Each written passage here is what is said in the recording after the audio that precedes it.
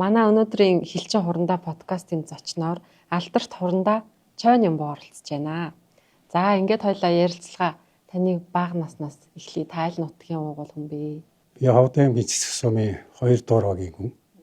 Жигүүртэн шүү, ан гөрөө ихтэй, байгалийн баялаг ихтэй, тийм сайхан газар одоо өссөн. Айл өхөн одоо өрхийн үйлдвэрлэл явуулна.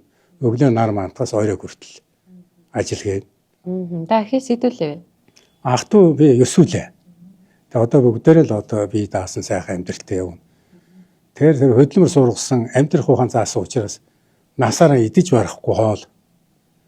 Одоо тийм сайхан эрд номыг одоо сургаж өгсөн учраас бид нар бүгдээрээ одоо ажил төрөлтөө орлоготой ийм сайхан амьдарч байна.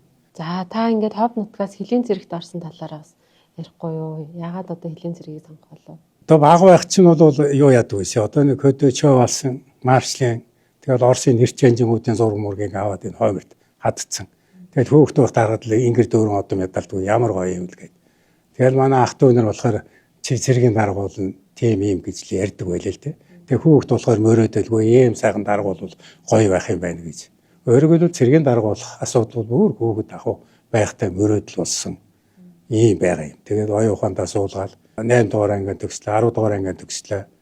Тэгэл одоо хуур аваад 1974 онд Зөвлөлт улсын Хилийн зэргийн командын дээл сургуульд одоо тэнцэж. Тэгэл одоо анх тэр сургуульд яваад аруулаа. Тэр анх л одоо энэ Хилийн зэрэгтэй амьдрал болох асуудал бол 1974 оноос ихтэй юм л да. За тэгээд тэнцээ ямар мэрэгчлэр сурав те төгсөж ирээд аль отродод хуваарлагдаж, томилогдожээ та.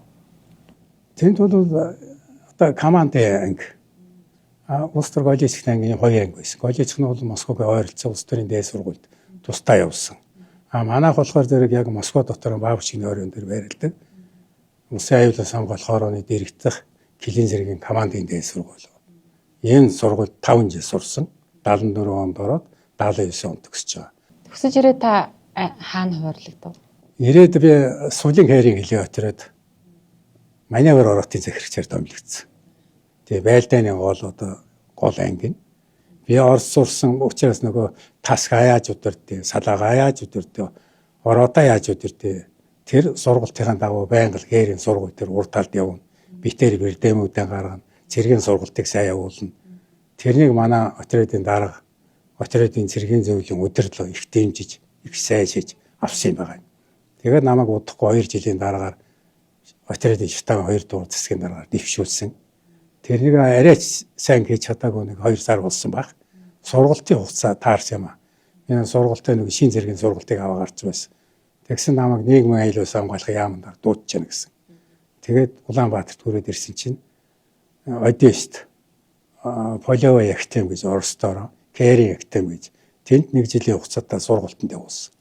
Тэрнийг онц төгсөж ирээд тэгээд одоо намайг эсэртэйгийн Хилийн отроод Хилийн 12 дугаар отродод даргын 1 дугаар орлогч өгөөд шатавын дараагаар томилсон. Тэр хөөгд тэгээд ихэнтэй юм мэдхгүй тэнд одоо очичаалаа. Тэгэл одоо яг тэр 3 жил шатавын дараа хийсэн том полигон байгуулсан. Тэгээд өдөр шөнийн буудлаа гэрийн сургууль юм хийгээл. Тэгээ ямар албан тушаалаар тавин тэр албан тушаалаар хүч өсөөд дорхоноо шатавын дараа ажлыг гартаа оруулж авсан. Тэгээд тэрнийхэн дараагаар бол би чи 85 онд бол Овоотын Хилийн отрядд мөн штабын дараагаар тийш томилогдож ажилласан. Ингээд 5 жил тэнд отрядын штабын дарга гэсэн. Нийтдээ би Хилийн зэргийн хэмжээ 8 жил Хилийн отрядын 1-р орлогч өгөө штабын дараагаар ажилласан. Ингээд 90 он болсон. 90 онд болохоор нааш Улаанбаатарт одоо яг энэ Хилийн хамгаалах хэргийн газартаа шилжиж ирээд сургалт цэргийн албаны хэлцэд сахилга дэмжинжилгээний ахлах хувьцаараар томилогдсон. 1994 онд бол Булган аймгийн Хилийн бүрэг төлөөлөгч отрядын дараагаар томилогдоод тэгээд тэнд бол 10 жил ажилласан л да. Тэгээ анх ажил авахд бол застав байгуулагдаагүй, отряд байгуулагдаагүй, 90 замбараагүй. Тэгээд застав дээр очиод одоо ажил шалгах чинь албаны байр байхгүй. Танилцуулга сонсон заставын даргын гэрт гэрүүлийн гараа байжээ. Би танилцуулга сонсно гэдэг. Ингээд танилцуулга сонсдог. За тэгээ хоол унд итвэл нөгөө заставын даргын хоол идэнэ. Ингээд албан амь нээлтсэн байгаа үс. Тэгэхээр ингэж болохгүй. Албан ажиллаараа явж байвал одоо албан өрөөнд нь танилцуулга сонсох ёстой. Хоол унд итгэхээр бол одоо тэр ч очт будалд нь байх ёстой. Тийм учраас одоо энэ баашин барилга одоо бид өөрсдөө барина. Улс эх орны эдийн засаг гүнд байна. Мөнгө төгрөг алга. Энэ орон нутгийн айлуудыг харахад бол сайхан амьдэрч байна. Зовсаан дараа сайхан одоо зуны байр барьц, өвлжэн дээр өвлийн байр барьц.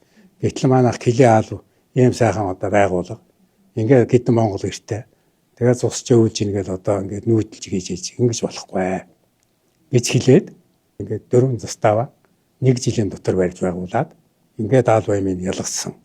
Тэгээд хилийн зэрэгч өндөр үнэлсэн, шаашиж дэмжсэн застав байгуулж улсаас төсөөгөр авахгүй байгуулж байгаа. Тэгээ орон нутгийн ард иргэдээс зурчлан судлаад ингээд хийсэн. Болсон. Орон нутгийн ард иргэд бол маш их дэмжсэн. Аймаг маш их дэмжсэн. Манай Булган аймгийн хилийг хил шиг болголаа та. Тийм учраас танд Монгол улсын хилийг хамгаалах, Булган аймгийн хилийг хамгаалахд бол 70 адуу үн төлбөргөө өгье гэдэг 70 адуу үн төлбөргөө одоо өгч байсан. Аймгийн дарга Ардна гэж хүн байлаа. Дараа нь аймгийн дарга одоо Оюнбат гэдэг хүн байсан. Тэр хүн бол яг хөвгтөр зэрэг та одоо энэ хилээ энэ сайхан застав ингэ сайхан байгуулчлаа. Бид баяртай байна. Тийм учраас аймгийн засгийн захирамж гаргаад ирээ.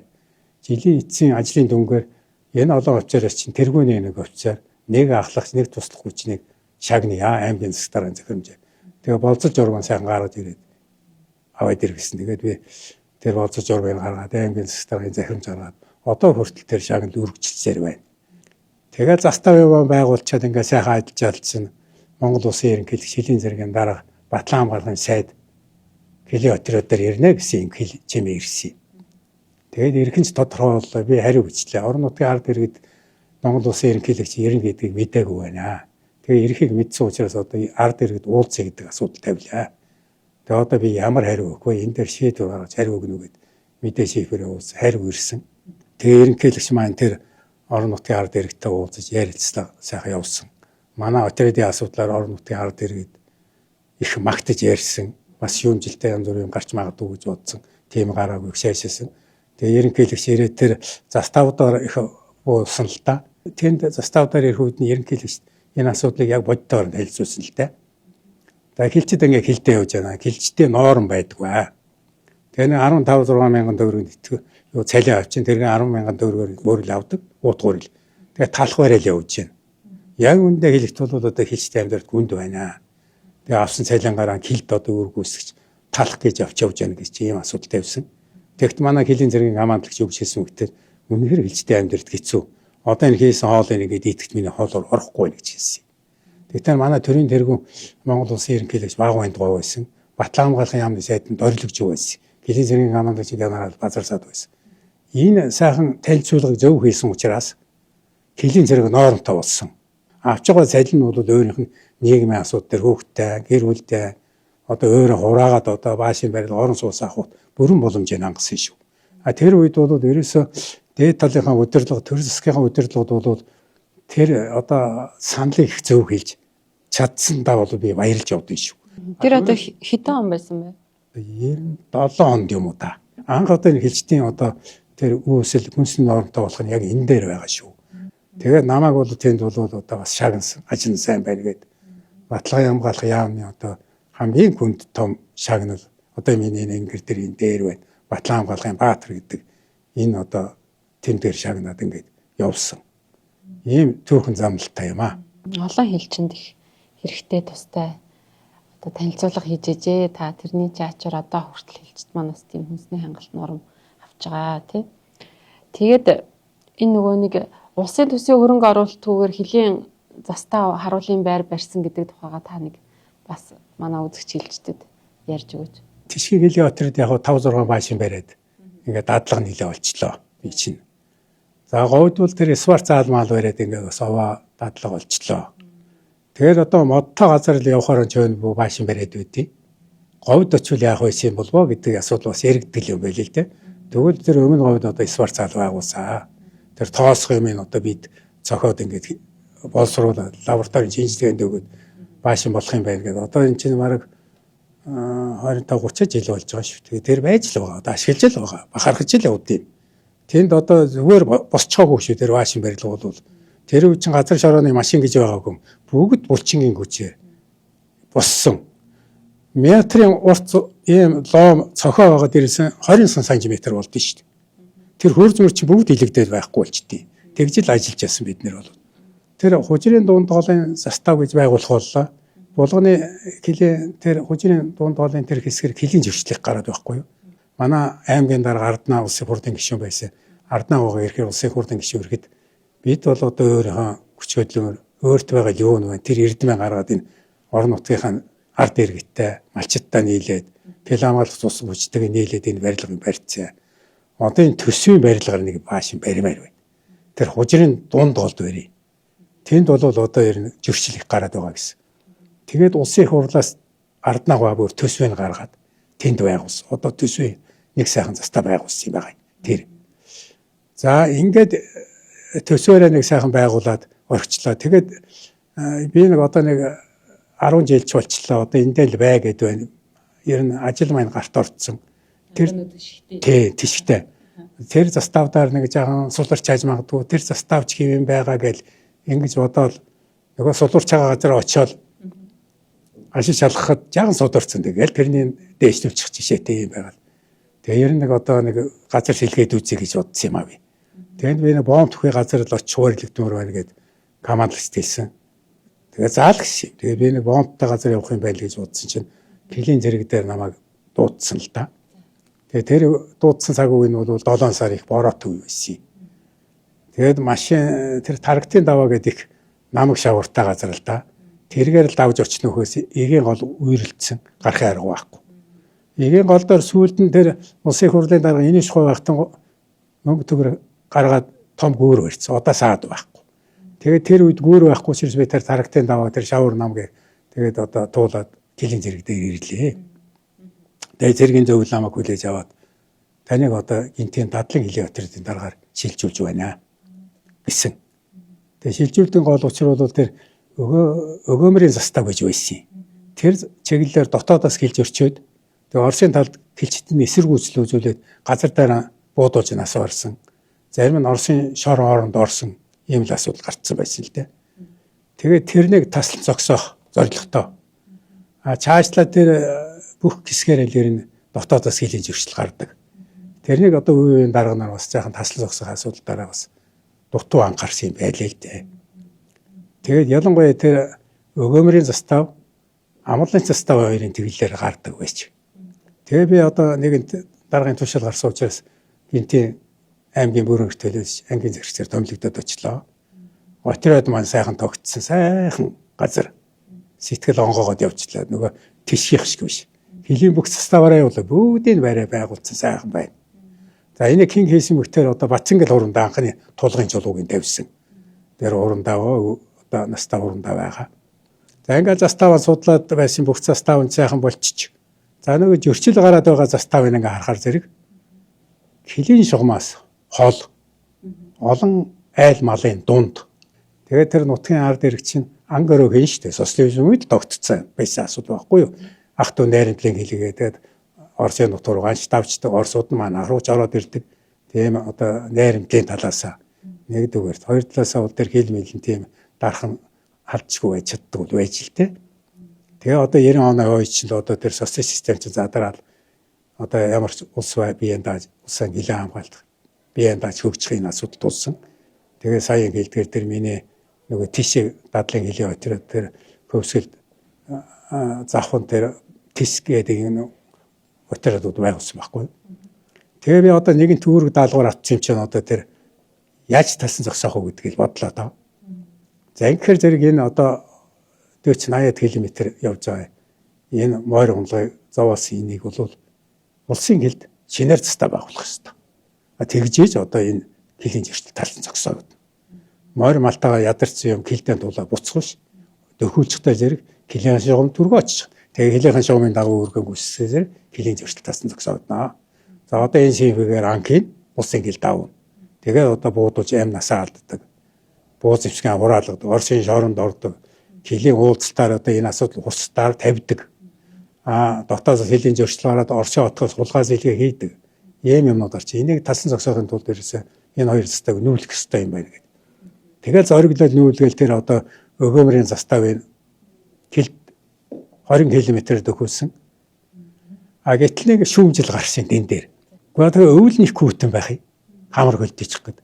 Гэхдээ чөө нөгөө нэг жаахан дулаахан газар байгуулчихгүй яавал гэж ярьж ирсэн юм л да. Тэгээд дараа нь би очиаг уудаж байна. Дараа нь тэр заставыг хөрөнгө оруулалтаар байгуулсан гэж сонссон би. Тэгсэн тэр дараагийн явганд би хаана байгуулсан яг миний тэр сонгосон газарт байгуулсан гэж сонссон л доо. Тааны ажил алаатай эзний ажил ээлтэхтэр тэтгэвэр өгч энэ хааны нутагт ирсэн нэг сайхан загварстай байгуулъя гэж бодоод тэг байгуулсан нөгөө застава. Зураг хөргийг гаргалаа. Отроо дээр бүх үйлдвэрээ зуглууллаа. Олон застав байгуулсан. Бид нар ч энд байгууллаа. Тэг одоо нэг загвар застав байгуулъя гэж бодож байна. Манай хамт олон юу гэж бодож байна? Цэргийн зөвлөлийн гишүүдийн сууж юу гэж бодож байна гэсэн байгуулнаа л гэж байна. Монгол улсын хэмжээнд хилийн зэргийн хэмжээнд загвар байх ёстой. Яг энэ загвараар хилийн зэрэг цаашдаа заставаа байгуулад яваа гэсэн юм санаа байна. Тэгэхээр уг миний бодож байгаа застав нь ямар байх вэ гэхээр зэрэг гоёмсог дээвэртэй байх ёстой. Улаанбаатар сайхан дээвэртэй баашингууд байд юм байлээ. Тэрнээс тусдах ёсгүй. Энэ хилийн жигмдэр тэр гоёмсог дээвэр нь байна. Улаанбаатарт вакуум цонх гээл байд юм байлээ. Тэр вакуум цонхтой байх ёстой. Тэгээд соёл хүмүүжлийн одоо сайхан том танхим байх ёстой. Номын сан байх ёстой. Заставын дарга орлогч нарын сайхан том өрөө байх ёстой. Манайг хамаалагч өөрөө сэлийсэн сайхан том өрөө орчин үеийн тавилга хэрэгсэлтэй. Отридынхаа дарга нарыг хүлээгээд авах сайхан өрөө тасалгаатай шүү дээ. Яг хилийн шугамдаар өдөр шөнөгүй зүсгэж байдаг энэ сайхан заставын даргын өрөө яагаад том байж болдгоо? Болно шүү дээ. Бид нэр өөрсдөө санаачлах ёстой. Тэгээд заставын дарга орлогч нэр өөрөө сэлийсэн сайхан том өрөөтэй, цэлгэр сайхан одоо цонхтой. За тэгээ одоо хилд явсан манаануудтай сайхан амрах одоо халуун устай. Дээр нь саавунтай. Улаанбаатарт саавунд ороод барайл бүр янз юм байдин гэсэн шүү дээ. Тэгээ хилчтэн сайхан саавунд ороод дараа нь дүүшэндээ ороод ингээд сайхан амрах. Ингээд хий. Заставын дарга орлогч нэрийг чандамтай ирээл тэгэл одоо ажлаа явуулах боломж. Төмөрийн асуудал их гардаг Оросын талаас. Намайг багт 23 удаа төмөр орж ирсэн. Тэгээд ядаад бид нар чинь төмөрийг зогсоохын тулд нөгөө их ажиллана шүү дээ. Тэгээд заставын төмөрөнд давхуулахгүй тулд эргэн тойрны төмөрийн зоононд татж өгөөд. Тэгээ хадландаа ойрхон, усандаа ойрхон хүн гэлчид алууны мал нь бол усундаа өвсдөж хадлан мордонд ойрхон тийм загвар застав байгуулсан да. 2006 онд байгуулсан. Одоо хүртэл ашиглаж байгаа. Хилийн зэргийн хэмжээнд тэр загвар заставыг яасан юм бэ лээ? Хилийн зэргийн хэмжээнд шалгаруулах 3 дугаар байранд орсон байлээ шүү дээ тэр. За энийгээ бол тэр хилчтийн одоо баашин барилга барьдаг хилчтэй сонгож бариулсан. Усаас төсөө хөрөнгө аваагүй. Тэгэл одоо өөрт байгаа эрдэнэ чадал юу л байна.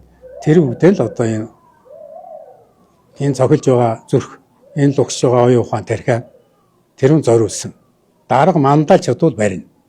Дарга өөрөө уршгүй байвал барихгүй. Энэ бол одоо та бүхэн мэднэ. Дарга хичнээн санаачлаад тэр хамт олон муу бол бас барихгүй. Баашин барина гэдэг чинь бол ганц хүний асуудал биш. Ганц даргын асуудал биш. Тэгээ хамт олон нэгэн зүг чиглүүлж тэднийг яг шагнаж, урамшуулж, хариуцлагагүй хүн шийтгэж олон янзын арга барил удирдлага ур чадвар гаргаад байгуул чадсандаа баяртай байд юм аа. Ер нь тухайн үеийн захирагч нарын одоо удирдах арга барил ямар байв? Таны үе та бас өөрийнхөө удирдлагын арга барилыг ямар байсан гэж одоо боддог вэ? Хүн бүгд өөр өөр. Хөлөг болгон баш ижил биш. Зарим нь хурдан байна, зарим нь жороо байна, зарим нь хоньны морь байна. Хүмүүсийн хувьд захирагч нарын хувьд бол зарим нь цэргийн хэрэг өөргөн мэдлэгтэй байна. Зарим нь одоо сурсан ч гэсэн тэр нэг бодит ажил болгож чадахгүй байна. Одоо эрдэм шатлал нь өндөр тэгээ гарч ирээ нөгөө бодит ажил болгож чадахгүй шүү дээ. Ер нь тэгээ захирагч хүн бол өөрөө их үлгэрч, шудрах, үнэж, бусдыгаа дагуулж чаддаг, хошуурчилж чаддаг. Хамт олонныхаа гүнд орж чаддаг. Өнгөцгөн илээд байх ш. Энэ застав ярь нь ямар байна вэ гэдгийг гүнд нь орж шалгаад тогтоодог. Энэ хил хамгаалтанд бол тэргүүний хил чинь энэ юм байна. Энийг шагнах ёстой гэдэг өөрөө мэдээж шагнаж чаддаг. Шалгаад үзэхээр энэ нөхөр ерөөсө таарах юм байна шүү. Ерөөсө хийдэггүй. Тэгээ амаараа нэг сайхан ярьдаг. Хилдээ явдаггүй. Гарын ингээ үзэхэр зүг мөлчийсэн цагаан, нүүрийн харгаар зэрэг мөлчийсэн цагаан. Ийм сайхан цараа л. Тэгсмөртөө хилдээ явдаггүй. Хилдээ усан хүнээ чинь нүүр нь бор, гар нь бор. Магадгүй энэ тэндээ жаа хагарч өрсөн ингээ ажил хийгээд ийм байдаг байхгүй юу? Тэр хүн чинь жинхэнэ ажилсгүй байхгүй юу? Тийм хүнээ шагнаж байх хэвээр, урамшуулж байх хэвээр. Тэгээд захирагч хүн бол одоо тэр хил хамгаалтанд оролцож байгаа тэр хүнээ олж хараад ингээ шагнаад урамшуулад байна гэдэг бол хил хамгаалтанд одоо урам зориг өгсөн ийм сайхан арга хэмжээ болж байгаа юм. Тэгэл ер нь жирийн хилчинч бай, захирагч ерөөсөө сахилгаас л эхэлнэ. Би нэг сахилгын офицер ярианд ажиллаж шүү дээ 3 жил. Сахилга сайтай байх юм бол хувь хүн хөгжин өөрөө.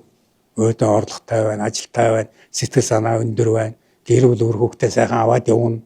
Зас таван сайхан аваад явна, килийн отродыг сайхан аваад явна. Та одоо хүмүүсийг ингэж загинж зандарж тушаах тал дээр нэлээд бас чичрүүлж айлгадаг байсан уу? Гэхдээ энэ чинь ингэж хослуулна ярина. Ажлын арга барилыг бол бидний одоо төгссөн сургууль бол ерөөсөө одоо командлан захир тушаана. Тийм л юутай шүү дээ. Тэгээд тэр үеийн цагийн байдал ч тийм байсан. Урд хэл хятад улс дайсан номер 1 хизээ байлдах уу гэдэг дээр л байсан шүү дээ. Хизээ дайн гарах уу. Тийм учраас очимын тэрнийг хийчтэй тэгвэл яасан илүү чиний санал ямар асуудаг юм байхгүй. Дайн болж байгаа учраас таавал улсын хилийн төлөө яв. Шаардлагатай үед гал усанд ороход бэлэн бай. Байлдаанд ороход бэлэн бай. Тийм л юу байхгүй дээ. Тэр утгаараа бол одоо захирын тушаах аргыг нэг хэрэглэнэ. Тэгтээ бол байнга л захир тушаагаад загнаад өгвөл бас болохгүй. Хүний урам уурна. Тийм учраас тэр одоо сайн ажиллаж байгаа хүнээ сайхан гаргаад шагнаж урамшуулаад урам хайрлаад одоо нэг хамт суугаад нэг сайхан цай уугаад нэг 5 гарын юм уу шиг тоглож буруутах юм байхгүй шүү дээ. Тэр хүнээ чинь нэг сайхан сэтгэлээ онгоолгоо явуучих. За манад орд сайн байна шүү. Хэлж өрчөж барьсан байна. Хилийн албан урлаг тактикаар барьсан байна шүү. За доржийнхаа гэрээр орё гэдэг. Гэрээр нь ороод хүүхдэд нэг 5 чихэр өгөө. Гэр үлдэлт нь баяр хүргээд явна гэдэг чинь тэр хүнд урам хайрлаж байгаа л хэрэг. Ингээд одоо олон янзын арга барилыг хослуулж загнахын загнаж шийтгэх урам өгөх өгч өөрөөр хэлбэл хүн бүгд ажиллах учраас тэр хүнд ямар төлхөөр таарч байна тэр төлхөөрөө олж авчил одоо ажил урагшаа явна да. Та өөрийнхөө гэр бүл өр хүүхдүүдийн талаар танилцуулахгүй юу? Бас таныг дагаад олон жил хэлээр явж хэлийн стафтраад гэж ямар байдгийг үзчихсэн л тийм л хүмүүс байгаа ах тий. За манай гэр бол 1982 онд Монгол Улсын их сургуулийн гүлийн анги төгссөн. Хууч эрх зүйч мэргэжилтийн юм эмэгтэй байгаа. Тэгээд одоо бид хоёр танилцаад одоо нэг гэр бүл болоод хурмын ордон сайхан хурмын гэж батлуулаад тэгээд одоо бид хоёрын дундаас 5 хүүхэд байна. Би 5 хүүхдийн эцэг, 3 хүү 2 охинтой бүгд сайхан амьдарч байна. Таныг ингээл хүмүүс айгу ярих юм нөгөө онгооны эзэн гэл. Миний ангийн даргач дашны мөч хүн байлаа. Бас над чи бас ганц нэг тийм онгоо вилдэ. Тэгээ би бол өөрөө тэг онгоонд орсон учраас дашны урандаа шиг ийм ховор хүн хилийн зэрэгт гараагүй. Асар их нарийн арга барилтай хүн. Очсон газар болгоно одоо аль бажлыг дэвшлүүлж явсан. Жишээлбэл дашны урандаа бол хой ортой зэрэггүй гэдгийг ингэж энэ тэгж хэлээгүй л байгаа байхгүй. Тэгээд чаашлуулсан л асуудал байхгүй юу. Тэгээд өөр янз бүр юм. Тэгэхдээ би нэг дашны урандад бас нэг онгоо хийцсэн байхгүй өөрөө. Тэгээ онгоо хийсэн байхгүй.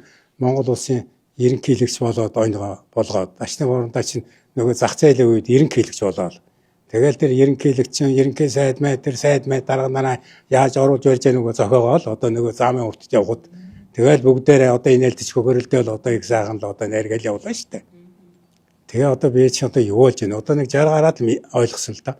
Би ингээд даргадан тийм онгоо гэдэг бас буруу байна. Тэр өтө илүү над ч бас онгоо гарсан байна.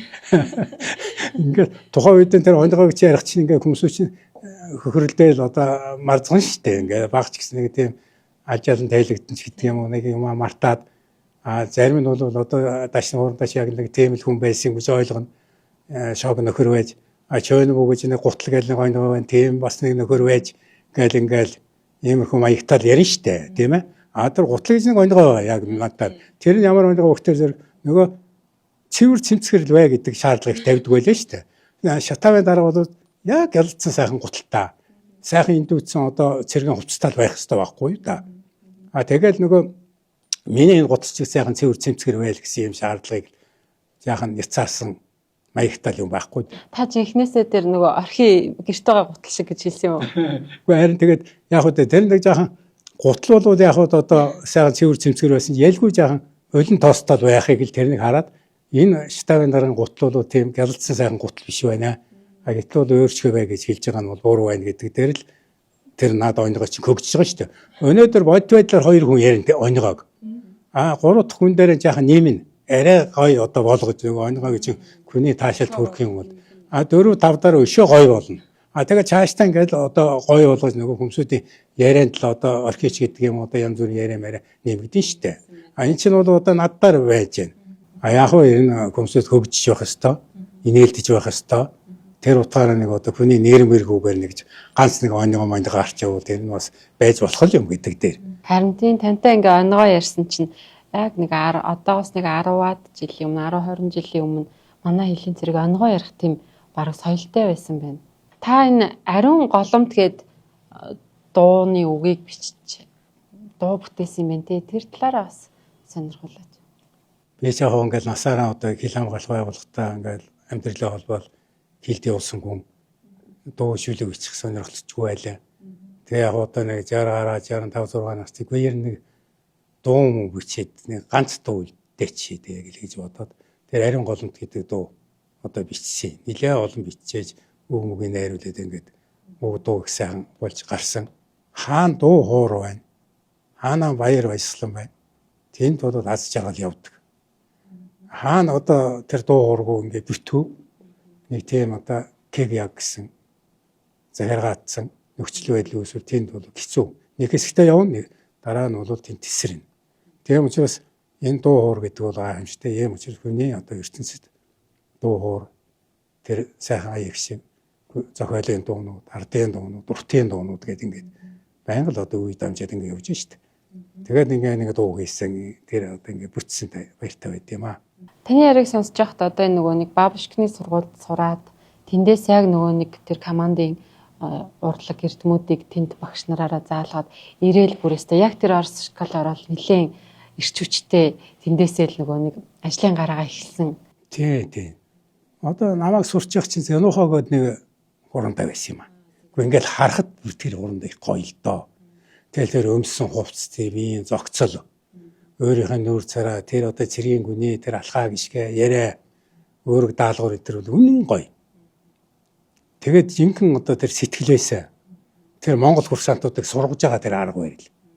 Тэгээд тэнд сурч байгаа тэр Монгол одоо курсантууд бүгд одоо тэр Зэнухааг бол эцэг гэж нэрлсэн юм байна. Өөрийнхөө одоо аав гэсэн ийм сайхан агуулгаар. Тэгээд тэндээс төгс сарж байгаа тэр курсантууд ч бол яг энэ Зэнухаа шиг л дарга болно шүү дээ л гэж ингэж боддог байхгүй юу? Ингээл одоо аяанда одоо өөрөө хөгжөөл тэгэл тэр их хэрч хүчээрээ тэгэл одоо орон нутгийн ард иргээс сум аймаг чинь дэмж сайн байна гэж байна. Энэ бүгдээс чинь тал талын энэ олон одоо өнцгүүдээс ирж байгаа энэ сайхан энергиуд хүнийг зоригж уулж ажил албанд нь одоо урам зориг өгч энэ ажлыг хийлээ дараагийн ажлыг энэс илүү ахиулж хийж гэдэг юм уу? Энэ барилгыг барилаа одоо дараагийн барилгыг одоо загвараар харуулын байрч гэдэг юм уу? Загварцтай байгуулж гэдэг юм гээд дандаа ингэ сэтгэж сайхныг бодож явна гэдэг чинь бол энэ амжилт төрөх зам бол болсон л гэж бодно. Та хаштайн дарга болохдоо ямар цалтай байсан бэ? Би хаштайн дарга болохдоо 82 онд Одессын курс төгсөө сургууль төгсөө 3 жил болох чи яг хугацаар ахлах цэцлэгч явж байгаа юм. Шатавын дарга болоо гэх чинь ахлах цэцлэгчтэй явуулаг ерөөсөө 1 хоногийн дотор Ахмад цолын шууд шагнасан байхгүй юу? Тэгээ мөр дүүрснийг сайхан ийм Ахмад цол зүгээд ингээд тий тэгээ шатавын дарга одоо ажиллаж яасан. Таныг ажиллаж явах үед чинь Ахмад цолтой отрядын штаб дарга нар байдаг гэсэн юм уу? Ер нь шатавын дарга ч юун дээр алуун тушаал штэ. Тийм учраас доод цагаан Ахмад байсан. Ер нь цолыг бараг тэгж өгдөггүй байсан. Ер нь одоо хурандаа гिच өдрөө одчихгүй штэ. Одоо ингээд бид нэр гараад одоо энэ үгээр харах байхгүй байгаа үст. Ганц од харж магадгүй. Хурандаа гэдэг бол тэр үе чинь ерөөсөө нэг жантсан кис нэг пагд магд гэлэг цөөхөн гэдэг урандаа. Яамны одоо нэг цөөхөн гэдэг урандаа. Энэ отрядын дарганараас тэр пагдгаа кисгаа жантсангаа л байсан баг та. Тэгэл одоо тэр хошууч Ахмад энэ чинь Ахмад цолтой отрядын даргач байсан, хошууч цолтой отрядын даргач байсан. Томол цол байсан шүү дээ тэр чинь. Тэгэхээр та одоо энэ залуу үеийн хилчдэд хандаж юу захиж зөвлөх вэ? Би энэ хилийн зэргийнхээ ирээдүг их өөдрөгөө харж байна. Намайг төгсч ирэхэд бол техникийн дэвшил их хөгжсөн, их сайхан байна л гэж бодож ирсэн юм. Тэр нь зөвлөлөөд улсаас бол S-STO гэдэг системийг замын үдэд байгуулсан, өнгөн лалтын тор тавьдсан, 8 метрийн өргөнтэй мөр хянах зуруусан одоо гаргаад К тавьдсан, морь атан таймаа, өвлийн цагтаа таймаа ундаг, зуны цагтаа морь ундаг, хилээ хамгаалдаг, тэгээ машин техник моцыг хамгаалж ирсэн шүү дээ. Тэгээд тэр үед би төгсч ижээр ерөөсөө хил хамгаалтанд бол ийм инженер техник ийм сайхан өндөр одоо нөхцөл байдал бий болжээ. Энэ бол одоо нэг хэсэгтээ үргэлжлэнэ гэж бодоод байж л тээ. Тэгсэн өнөөдрийн өндөрлөгөөс харахад тэр нь улам сайжраад. Өнөөдөр нөгөө унаад байдаг морин одоо бэлэн байдалтай байна. Унаад явахгүй байна. Тамиа унахаа болсон байна. Морь тамиагаа одоо алуун чардлагатай бол унана гэдгээр яг бүгдээ алга болгоцгоо устгахчаагүй ингээ байлгаж байгаа сайхан хэрэг байна. За машин техник ашигладагаараа ашиглаж байна. Гэвтэл хүчин техник явах хурд бартаа саадаг давах чадварыг одоо тийм чадвар өгөхий одоо өндөр техник үзүүлэлттэй машин техникийн хөгжилтэй орнуудаас авч байна шүү дээ. Дээр нь бол одоо дрон гэдэг юмыг нисгээл богино хугацаанд хилийнхэн шугамын гаднаас зөрчил байна уу, дотроос зөрчил байна уу гэдэг ингээд харж байна. Өнөөдөр хилийн хамгаалт бол ийм сайхан төвшөнд одоо энэ лавсрам генерал тэрний сэргийн зөвлөл ингээд энэ хүн цаг үе шүү энэ үед одоо энэ айлыг яашиг хилийг хиш ингэж авч яваад би бол их баярлж явдаг гэлчин хүний үед бол цаашдаа одоо ингээд 50 жилийн дараа гэхэд одоогийн 21-р зууны техникийн дэвшилч өшөө 3 дахин өөрчлөгдсөн байна. Одоо энэ хэрэглээд байгаа юм чи бас хоцрогдсон байх нь ба штэ. Тэр үед утсан холбоогоор ингээд ярьжсэн бол одоо өнөөдөр бол ямар ч цэгээс хаанаас ч хамаагүй одоо энэ ухаалаг утсаар ярьж байна. Бүх юм цахимжиж энэ компьютер гар утсаар явж штэ. Ийм сайхан одоо байж байна. Тэгээ Монгол улс байгаа цагт бол Монгол улсын хил байна. Хил байгаа цагт бол хилчдийн ажил мөнгө байна.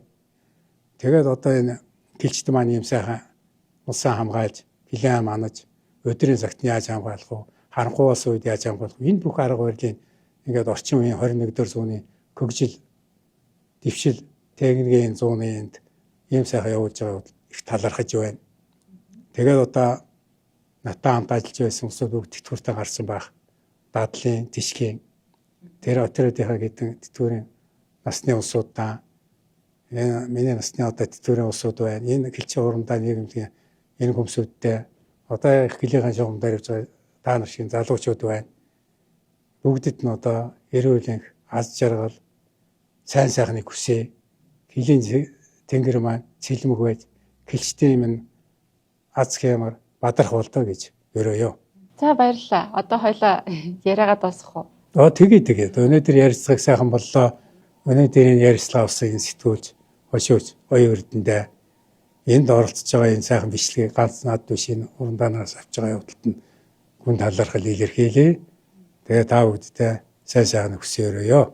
Ингээд манай өнөөдрийн хилчин хурандаа подкаст энэ хүрээд өндөрлөж байна. Анхааран үзсэн та бүхэндээ баярлалаа.